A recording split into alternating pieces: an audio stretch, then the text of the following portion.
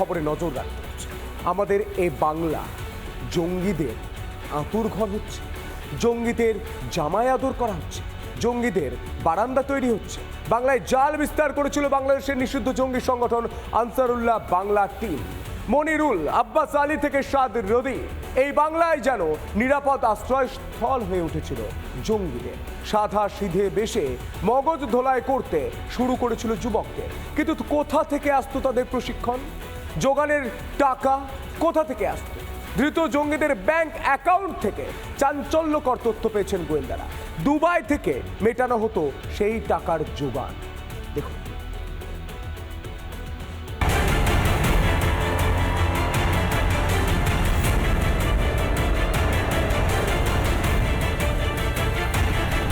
গত সপ্তাহে মুর্শিদাবাদ থেকে ধরা পড়েছে দুই জেএমবি জঙ্গি। তাদের জেরা এবং নথি যাচাই করে উঠে আসছে একের পর এক বিস্ফোরক তথ্য। বাংলায় জঙ্গি কার্যকলাপ চালাতে ধৃত মনিরুল শেখ ও আব্বাস আলীর কাছে টাকা আসতো দুবাই থেকে। অস্ত্র প্রশিক্ষণ দেওয়া এবং জঙ্গি সংগঠনকে চাঙ্গা করার জন্য অর্থ এসেছিল, অর্থাৎ টাকা পাঠানো হয়েছিল দুবাই থেকে। দুবাই থেকে এই স্লিপার সেলের সদস্যের কাছে তাদের যে ব্যাংক অ্যাকাউন্ট রয়েছে সেই ব্যাংক অ্যাকাউন্টে কিন্তু টাকা পাঠানো হয়েছিল এবং দফায় দফায় সেই টাকা পাঠানো হয়েছে। দুবাই থেকে বাংলায় ঢুকতো টাকা, জঙ্গি সংগঠন চালাতে আসতো টাকা। মুর্শিদাবাদ থেকে ধৃত স্লিপার সেল মনিরুল শেখের অ্যাকাউন্টে টাকা ঢুকেছিল আব্বাস আলীর অ্যাকাউন্টেও। কেরল থেকে ধৃত সাদ রদিরও ভোটার কার্ড মিলেছে মুর্শিদাবাদের নওদার। কিভাবে সে মুর্শিদাবাদে ঘাঁটি গাড়ল তা নিয়েও গোয়েন্দারা চাঞ্চল্যকর তথ্য জানতে পেরেছে। এবিটির প্রধান জসিমউদ্দিন রহমানি তার মাধ্যমে এই সাদরাদিকে একাধিক জঙ্গি সংগঠনের যে গ্রুপ রয়েছে সেই গ্রুপে তাকে অ্যাড করিয়ে নেওয়া হয় এবং তারপরে এই জঙ্গি সংগঠনটাকে কার্যত নেটওয়ার্ক তাদের ছড়ানোর চেষ্টা করতে থাকে সাদরাদি। ভারতে চলে আসে, বাংলায় প্রবেশ করে সাদরাদি এবং এই যে হরিহরপাড়াতে যে মনিরুল শেখের আছে সে কিন্তু আশ্রয় নেয় এবং দীর্ঘদিন থেকে সেখানে বসবাস করতে শুরু করে। ধৃত আব্বাস আলী ও মনিরুলের সঙ্গে পাকিস্তানের জঙ্গি সংগঠনেরও যোগ ছিল বলে জানতে পেরেছেন গোয়েন্দারা।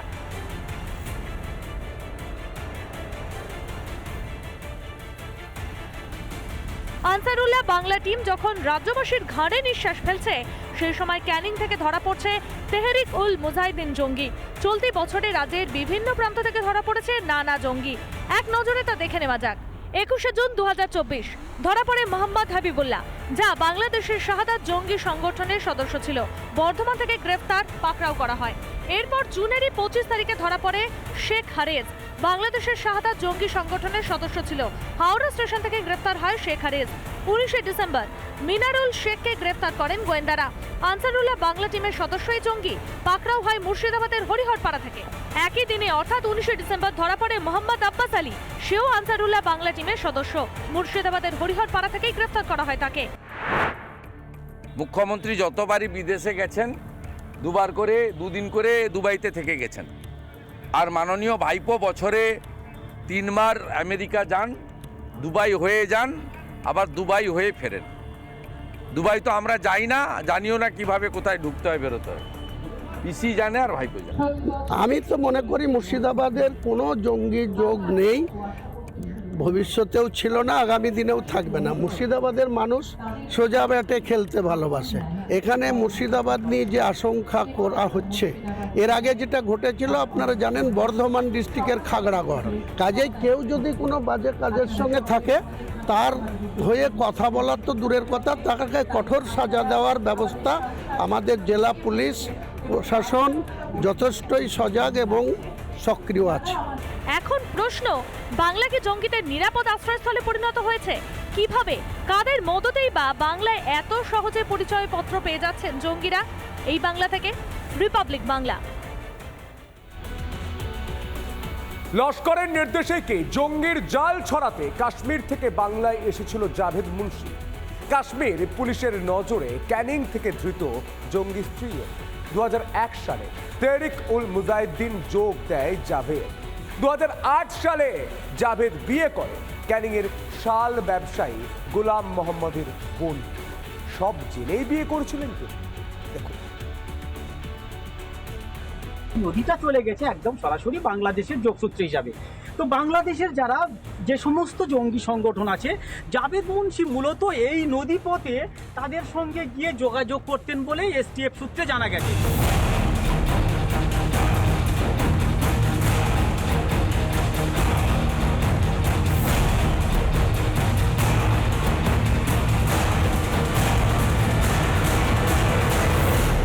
পাকিস্তান থেকে প্রশিক্ষণপ্রাপ্ত জাবেদ জঙ্গি সংগঠন লস্করি তৈবার নির্দেশে এসেছিল বাংলায়। গত 19শে ডিসেম্বর বিমানে দিল্লি থেকে সকাল 11টায় নাগাদ জাবেদ কলকাতায় আসে।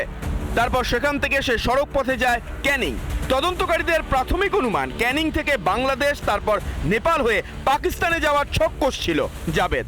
তবে শুধুমাত্র পাকিস্তানে যাওয়ার সেফ প্যাকেজ হিসেবেই বাংলাকে ব্যবহার করছিল সে, নাকি নেপথ্যে ছিল অন্য কোনো বড় ছক? শ্রীনগর থেকে প্রায় 2500 কিলোমিটার দূরে ক্যানিংয়ে কাশ্মীর এসটিএফ এর জালে জঙ্গি জাবেদ ধরা পড়তেই উঠছে একাধিক প্রশ্ন। কেন ক্যানিংয়ে এলো তেহরিক উল মুজাহিদিনের সদস্য? লস্করের জাল বিস্তারেই কি এসেছিল জাবেদ? কাশ্মীরি জঙ্গি জালে আসতেই বিস্ফোরক সব তথ্য পাচ্ছেন তদন্তকারীরা। ক্যানিংয়ের এই যে মাদলা নদীটা চলে গেছে ওর ওপারে ডকঘাট, আর এই নদীটা চলে গেছে একদম সরাসরি বাংলাদেশের যোগসূত্র হিসাবে। তো বাংলাদেশের যারা যে সমস্ত জঙ্গি সংগঠন আছে, জাবেদ মুন্সি মূলত এই নদীপথে তাদের সঙ্গে গিয়ে যোগাযোগ করতেন বলে এসটিএফ সূত্রে জানা গেছে। এছাড়া এই যে নদীটা আছে, এই নদীতে তিনি নদী পেরিয়ে বাংলাদেশে আর কয়েকদিন পরে তিনি চলে যেতেন এবং সেখানে গিয়ে জঙ্গিদের যে সমস্ত সংগঠন আছে তাদের সঙ্গে যোগাযোগ করে তাদের নির্দেশ এনে এই ক্যানিং এলাকায় তিনি তাদের সন্ত্রাসবাদী কার্যকলাপ ছড়িয়ে দেওয়ার একটা চিন্তা ভাবনা করেছিলেন। মাধ্যমিকের পরই জঙ্গি সংগঠনে যোগ। পাকিস্তানের জঙ্গি সংগঠন লস্করি তৈবায় যোগ দেয় জাবেদ। মগজ ধোলাইয়ের পর পাকিস্তানে যায় সে। পাকিস্তানে আইইডি তৈরি ও অস্ত্র চালানোর প্রশিক্ষণ নেয়। তখনই লস্করের বড় মাথাদের সঙ্গে যোগাযোগ। পাকিস্তানের পাসপোর্ট তৈরি করে ফেলে। নিয়মিত পাকিস্তানে যাতায়াত ছিল জাবেদের। পুলিশের চোখে ধুলো দিতেই এসেছিল বাংলায়। সীমান্ত পেরিয়ে বাংলাদেশ পালানোর ছক ছিল জাবেদের।